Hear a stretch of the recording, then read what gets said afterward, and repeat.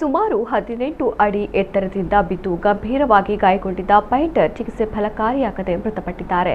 ಉಜಿರೆ ರೇಂಜಾಳ ನಿವಾಸಿ 37 ವರ್ಷದ ಪ್ರಮೋದ್ ಗೌಡ ಸೋಮವಾರ ಆಸ್ಪತ್ರೆಯಲ್ಲಿ ಕೊನೆಯುಸಿರೆಳೆದಿದ್ದಾರೆ. ಪೈಂಟಿಂಗ್ ಕೆಲಸ ಮಾಡುತ್ತಿದ್ದ ಪ್ರಮೋದ್ ಗೌಡ 1 ತಿಂಗಳ ಹಿಂದೆ ಎತ್ತರದಿಂದ ಬಿದ್ದು ಬೆನ್ನು ಮೂಳೆ ಮುರಿತಕ್ಕೊಳಗಾಗಿ ಮಂಗಳೂರು ಆಸ್ಪತ್ರೆಯಲ್ಲಿ ಚಿಕಿತ್ಸೆಯನ್ನ ಪಡೆಯುತ್ತಿದ್ದರು. ಆದರೆ ಚಿಕಿತ್ಸೆ ಫಲಕಾರಿಯಾಗದೆ ಮೃತಪಟ್ಟಿದ್ದಾರೆ. ಮೃತರು ಪತ್ನಿ ಪುತ್ರಿಯನ್ನ ಅಗಲಿದ್ದಾರೆ.